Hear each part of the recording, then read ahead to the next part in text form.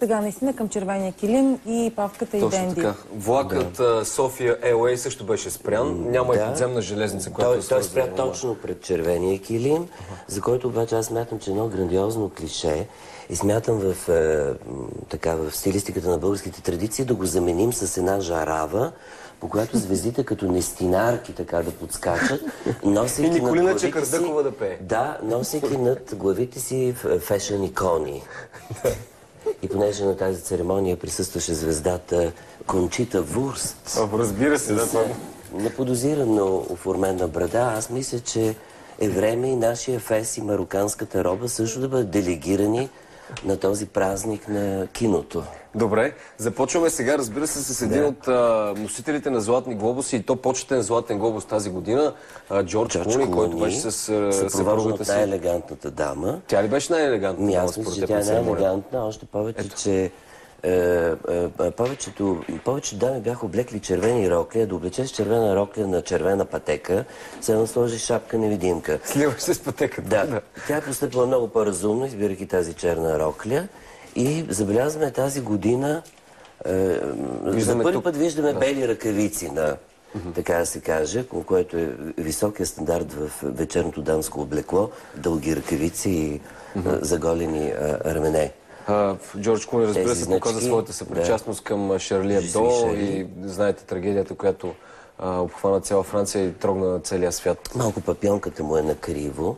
Може би са се целували или Амал не му е оправил точно в този момент. Това е защото тук в Холивуд преобладава тенденцията да се ползват папионки с готов възъл и затова те се криват на най-различни страни. От един носител на Златен глобус към друга носителка на Златен глобус в категорията най-добра актриса все още е Алис. Всъщност, мисля, че това е за най-добра актриса в драма. Разбира се, Джулиан Мур. И сребриста рокля, която прилича на риба, плуваща в аквариума на светския живот. Между другото, на тези церемонии се пие ужасно много шампанско и тази година са били поръчани 1500 бутилки. Колеги, спрете за малко. Така че може би всички са леко къркани. Лека занесеност в... От Джулиан Мур, която приличаше на русалка, към дамата, която изпълняваше ролята в така известният филм Професия блондинка. И така на времето беше жена за Райан Филип, един от секс символите на Холивуд. Това е Рис Уидърспун. Дали ще видим... Да, може да пуснем отново, колеги. Вижда се някакво сребърно бюстие. Между другото, сребристо тази година много често се среща в вечерните туалети. Сребристо и червено, може би, ако трябва... И също така видяхме изобилие от, не мога да разбера, сребърни или платинени бижута. Така, това е Джесика Частейн, изключителна актриса. Интересен избор. Това е златисто-кафеникъв цвят, много и отива. Не съм убеден обаче, че е подходящо за този повод. Така да се каже, кафявото винаги има един лек нюанс на профанизъм. Аз много харесвам Джесика, между другото, така че нищо не може да ми попречи. Страхотно Още от филма Zero Dark Thirty, който беше за убийство на Осама Бин Ладен и тази атаката на американските спецчасти срещу бункера на Осама Бин Ладен. Това е Ема Стоун, също много популярна актриса. Отново сребристо, отново някакви блясъци. Тя е много интересен панталон, имаше тук и отзад някаква тя с доста дързък панталон и отзад има нещо като шлейф, така да се каже, който придава един допълнителен шарм на това решение. Прическата обаче е малко, как да кажеш... Еми Адамс, още една носителка на Златен глобус. Глобус в категория комедия или мюзикъл тази година. Големи очи. Еми Адамс изобщо много и върви през последните години. Тя е за синя рокля в стилистиката на мадам Гре, която е драпирала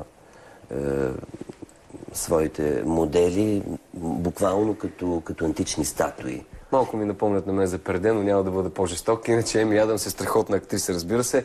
Ето сега Кира Найтли. Това е най-големия провал на тази церемония, с тези три волана отдолу, като някакъв руски сарафан.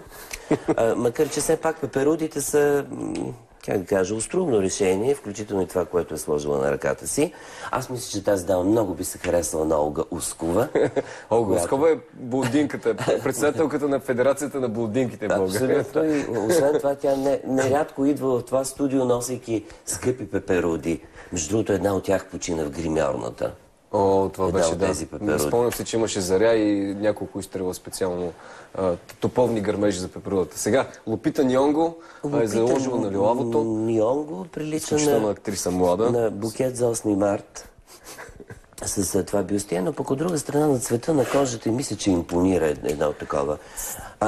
Дженнифър Лопес, както винаги, просто един много бърз преход от деколтето към цепката. И пак някакво питонено забелязвам аз. Това ми прилича малко на кожа на някаква змия. Или няма нищо общо. Пак е доста люспесто, пак е, как да кажа, Може би, малко като русалка. Можем да кажем, че след като вече няма съпруг, Дженифър в момента е на пазара и си търси друг. Да. По някакъв начин. Освен това да вземе да изпусне и солиста на Coldplay, който е най-свежето създание. Ама не, чакай, те беше с един танцор. Не знам с Крис Мартин. Крис Мартин беше с друга. Жълтото се твърди, че е цвета на сезона. Да, тук говорим вече за Наоми Уотс. Змия и сребърни обувки, но мисля, че тази катерама е напълно излишна. Така да се Това каже. е Лив Шрайбър, един изключителен да, актьор също. ризата не е за папионка, защото е с открити копчета, трябва да има пластрон. Отиваме към следващото перде на Салма Хайек в случая. Салма Хайек я видях Тя на е живо скоро. Да. в бившото Червило, заедно с Едриан Броуди. И двамата бяха много сладки. Като споменаваме за Едриан Броуди... Той е много висок, тя е много ниска. И Джуд Лоу, значи това са единствените, според мен, американски актьори, на които добре им стои тукседото.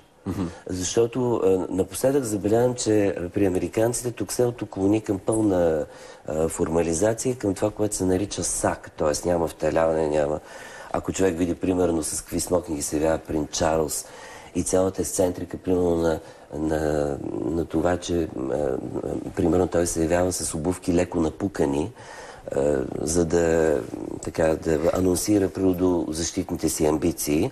А също така напоследък в сайта British Style се появи с костюм, на който откровенно се виждат дупки от молци. Това също е много... Принц Чарлз, така ли? Да. Сега виждаме една от водещите на тази годишната церемония. Това е Тина Фей, комедиантката, и Еми Полер. Те са всъщност двете... Да.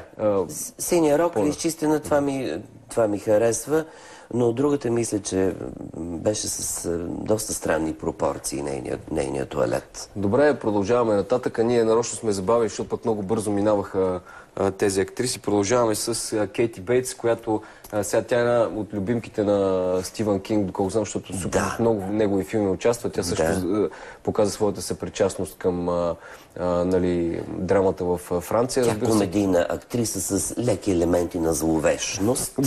Така че може да си позволи да се яви както си иска. Но все пак няма смисъл да коментираме нейният туалет. Ана Кендрик, виждаме сега, ти каза, че е много стилна. Хубава рокля, много сецесионна. Малко ми напомня за туалетите, които Густав Климт е проектирал за дами от Виенския Бомон. Това сега отзад е малко странно, но тази жилетка с малко прилича на Харисън Форд, леко този възрастен джентлмен отзад. Аз честно казвам не мога да го разпозная. Какво да кажем пък за дамата в розовото, която така се е набряла под прожекторите. Това е малко стилистика Емилия Масларова. Тук вече е една страхотна жена, Кери Уошингтън, разбира се.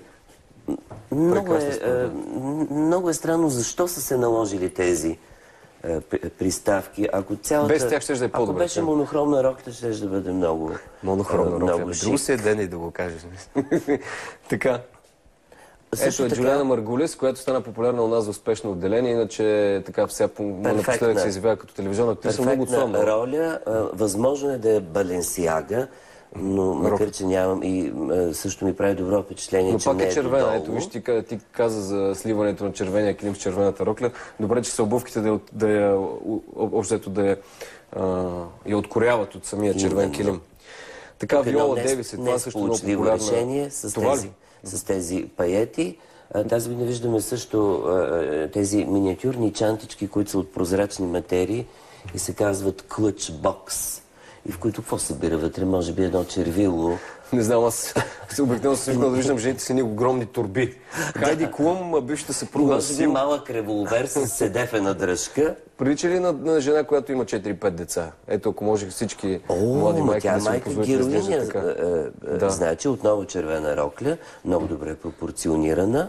Няма как, тя беше модел на Виктория Сикрет доста дълго време и просто явно каквото и да си сложи тази жена, както се казва, хубавия кон се личи под скъсан чул, така че невероятно е Хайди Клум. Сиена Мюлър, като каза ти за... Много обемисти обици на тази церемония. Това би било изискано. Не е ли прекалено много цялата тази, как да кажа, разточителност в материя? Това са ръчни бродери. Аз мисля, че ето този галон тук идва малко в повече, защото цялата рокля е доста ефирна и това някакси е втвърдява. Хелън Мирън също се присъединява към дамите в червено. Тя малко, все пак има руски корени, може би затова е избрала червения цвят. Не съм въодушевен от аутфита и си мисля, добре да е, нали все пак тя игра английската кралица. Би следвало малко да се повлияе от... Само още две дами да видим, понеже нямаме много време, имаме наистина изключителни звезди. Хубаво е малко блясък така да вкараме. Кончита Вурст, не знам дали ще имаме време за нея, между другото, защото това е Розамунд Пайк, която беше номинирана, мисля, че за Златен глобус. Сега, според мен тази рокля символизира историята на сутиена. Не знам дали уважаемата публика знае, че първият сутиен е направен от две носни кърпи, свързани с такива ремхен. Така че тук може би тя дава така едно първообразно историческо свидетелство. Да завършим с нещо наистина класно. Катрин Зета-Джонс продължава да е съпруга на Майкъл Дуглас, мисля, че въпреки всичко. Да, страхотна рокля. Всичко е много изчистено и много рафинирано. Добре, с какво да обобщим церемонията? Червени рокли, бери рокли, клъч бокс ли бяха тези чанти, както ги наречете? Клъч бокс и бих казал, че при заръчени 1500 бутилки шампанско, просто повечето жени приличаха на шампаниери. Добре, уважаеми зрители, аз ви препоръчвам да гледате Гранд Хотел Будапеща, ако не сте. Той спечели Златен глобус за най-добър филм в категория комедия или мюзикъл. Наистина страхотна комедия, така че ако имате възможност го гледате и ви пожелаваме хубав уикенд и настроение с ден.